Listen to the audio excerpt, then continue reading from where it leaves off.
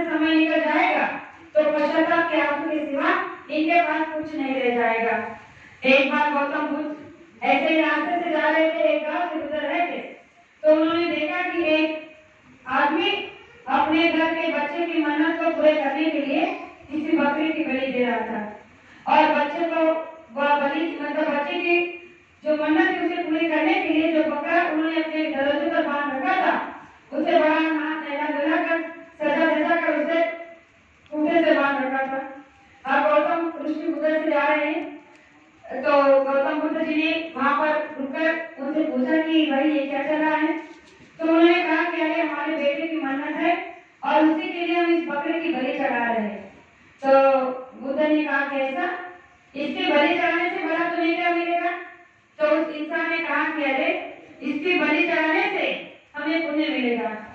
तो बुद्ध ने कहा कि बहुत अच्छी बात है, अगर एक पशु की बलि चढ़ाने से आपको पुण्य मिलने वाला है तो एक इंसान की बलि चढ़ाने से तो आपको बहुत पुण्य मिलेगा। तो कहने लगे कि आप ऐसा करिए, इस बकरे की जगह मेरी गर्दन काट दीजिए, अगर मेरी बलि चढ़ जाएगी तो कोई फर्क नहीं, तुम्हें पुण्य मिल जाएगा। और फिर उसने कहा कि अरे पुण्य के साथ साथ और भी तो कुछ मिल सकता है। तो उसने कहा कि अरे नहीं महात्मा जी, आप नहीं जानते, हम इस बकरे की अगर बलि देंगे तो पुण्य के साथ साथ इसे स्वर्ग मिलेगा और इसीलिए हम ये बलि देने की प्रथा पर बरसों से सालों से चलाते आ रहे हैं।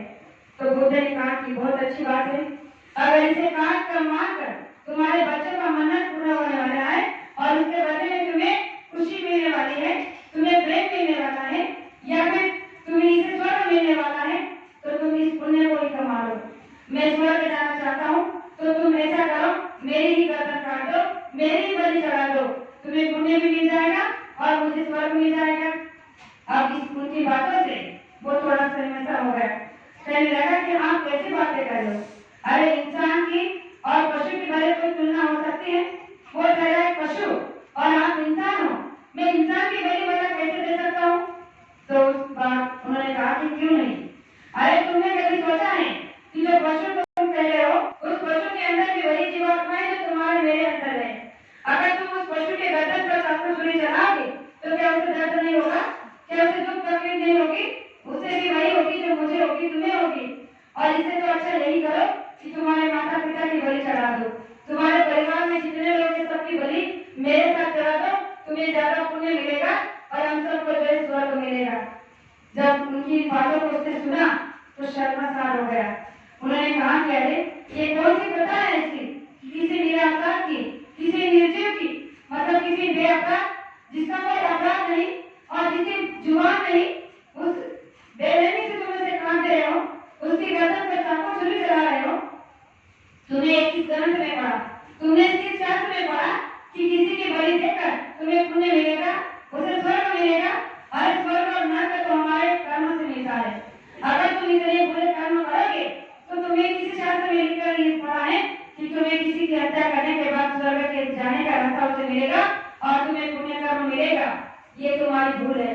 अगर इस पाप कर्म तुम करोगे तो पुण्य तो बात दूर है, लेकिन तुम्हें नरक में भी जगह नहीं मिलेगी, इतनी भयानक मौत तुम्हारी होगी।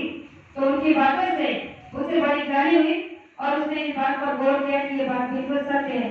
तो उन्होंने कहा कि सोचो, अगर तुम्हारे बच्चे की मन्नत पूरी करने के लिए मैं तुम्हारे बच्चे की एक उंगली काट दूं तो जब ये ऐसे बातें करने लगे तो उसे उस बात का एहसास हो चुका जो गलती वो कर रहा था। उसने कहा कि नहीं, आपने मेरी आंखें खोल दी, मैं इस बकरे की बलि नहीं देता हूँ। और उस बकरे की बलि को देना उन्होंने रद्द किया और वहां पर किसी जीव की हत्या नहीं हुई।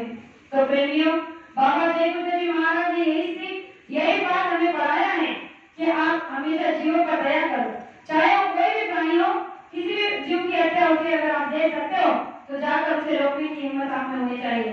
और ये हम कर रहे हैं, जब भी हम शाकाहार का प्रचार लेकर निकलते हैं तो प्रेमी जब मांसाहार की दुकान के सामने खड़े होकर बोलते हैं कि बाबा जय बुद्ध जी महाराज का कहना आपको शाकाहारी रहना, मानवता का कर दिया ना, पीकर दारू खाकर मांस, ऐसे ऐसे जो नारे हम लगाते हैं जो मांसाहारी लोग सुन नहीं पाते, लेकिन फिर भी वो लोग इन नारों को सुनते हैं। क्यों? क्योंकि गुरु महाराज का आदेश है, हमारा आपका नहीं। और जब नारा हमारे मुंह से निकलता है तो उसमें भी एक बात आती है